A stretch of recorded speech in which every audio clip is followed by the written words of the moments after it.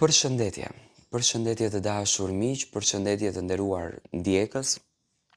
Ja ku po ritakojmë sërish me mua Tirona Lilin këtu në kanalin ton Rrëfime Jete për të ndarë një rrëfim.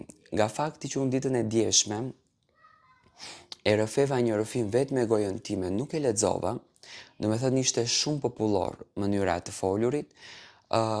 Zotëria i cili ma ka sjellur rrëfimin e tij sot dëshiron që të jetë po në të njëjtin stat. Domethënë ma shpjegoi, ma tregoi problemin të gjithin dhe dëshiron që këtë problemin e tij unë ta ndaj me ju dhe ai nëpërmjet komenteve të juaja të merr një mendim se si të vepron ai dhe çfarë ai të bën në fakt në këtë jetën e tij që realisht gjërat po i shkatrohen jashtëzakonisht shumë.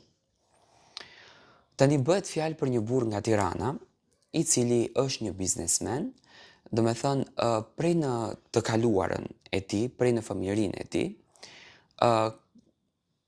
babai i tyre, janë dy vëllezër, ka patur një shitore me kpucë. Domethënë janë dy vëllezër.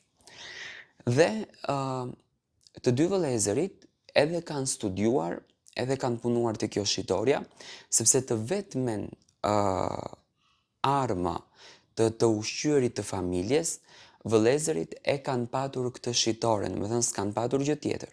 E kanë patur këtë shitoren. Kjo ka qenë arma e vetme e këtyre vëllezërve për të ushqyer familjen, për të ngrënë, për të pirë, për gjithçka tjetër, domethënë. Dhe në këtë rast, në këtë pikë, domethënë, vëllezërit kanë kaluar jashtëzakonisht mirë. Babai nuk ju ka dhënë lek, por i ka paguar me lek. Domethënë, kanë qenë të paguar me rok. Ato kanë punuar aty deri në moshën 24 vjeçare, në momentin kur vllau i parë është martuar. Kur është martuar vllau i parë, ka shkuar jeta mirë, nusja ka jetuar në shtëpi të vjerës, të vjerit, ka patur raport të mirë me kunatin, domethënë çdo gjë ka qenë perfekte.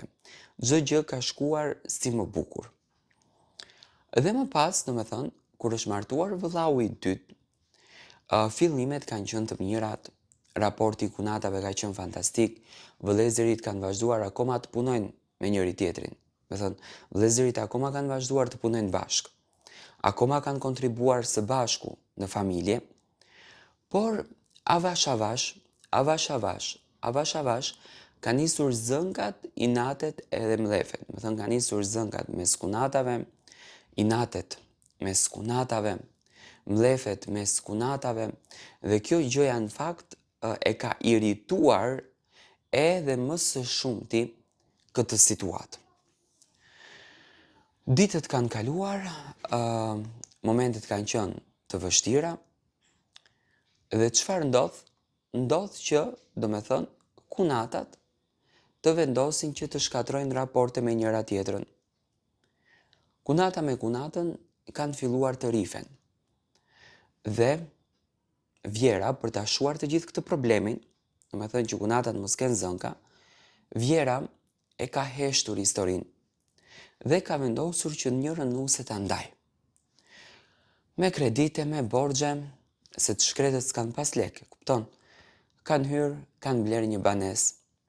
Ja kanë vesh banesën, gjatë kohës kur është blerë banesa dhe është veshur banesa, kjo nusja e dytë ka ndenjur tek familja e prindërve. Domethënë kanë ndenjur atje shkaku sepse kanë patur konflikte të cilat i krijonte vetë kjo, jo kunata tjetër, vetë kjo i krijonte. Dhe kjo gjëja në fakt ka irituar edhe më së shumti situatën, ka acaruar edhe më së shumti situatën. Dhe ka vendosur është të ndarë, me shpresën që në momentin kur të ndahet, gjërat do t'jenë në rregull, gjërat do t'jenë bukur dhe do vazhdoj jeta siç duhet. Në momentin që është ndarë kjo nusja, domethënë e dyta,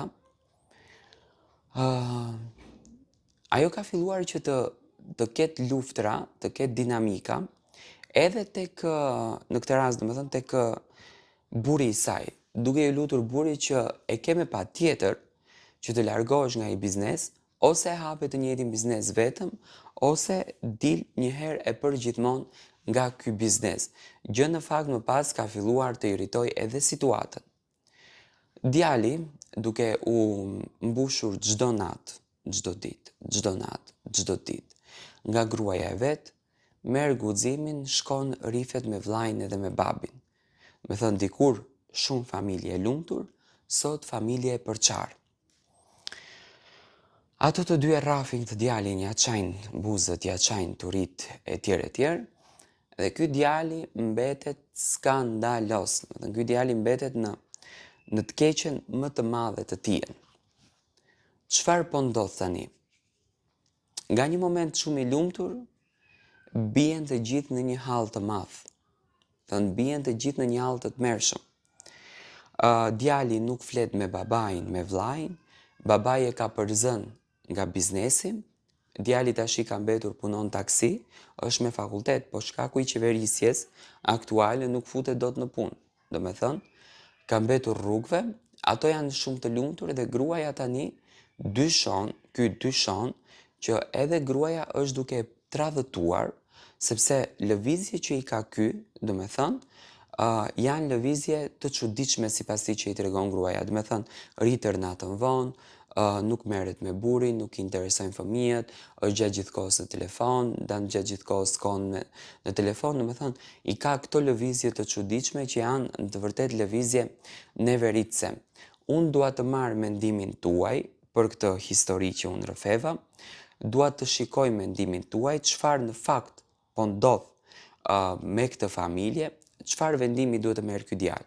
Për mendimin tim, nëse do të kishe dashur që të dëgjosh mendimin tim, unë mendoj që ti duhet marrësh familjen tënde, njëherë pikëpari ty kërkosh falje, sepse gabimi i ti në këtë mes, nga që ti je ndikuar nga rrethi dhe e ke bërë këtë lëvizje, domethënë këtë lëvizjen të çuditshme, të marrësh familjen, ti kërkosh falje, të flasësh me familjen tënde dhe më pas të vazhdosh, domethënë në këtë mes, të kërkosh veten tënde, sepse unë mendoj që ti e ke humb njeriu dhe të humbësh njeriu është gjëja më e rrezikshme dhe më e vështira që mund të bësh. Kjo është analiza dhe mendimi im në raport me gjën tënde, domethënë me historikun tënd. Ndërsa për gjërat e tjera, unë mendoj që mua më vjen shumë keq, por në ditët ku ne jetojmë, më besoj që ka shumë ngjarje të tilla, ka shumë nuse të cilat janë në gjendje që të shkatrojnë gjithçka, janë në gjendje që të shkaktojnë gjithçka, vetëm të arrijnë qëllimet e tyre, dhe në këtë rast unë shoh një historik të një nuses e cila ka bërë çdo gjë vetëm që të shkatërrojë familjen e vet. Të paktën kështu e pash unë.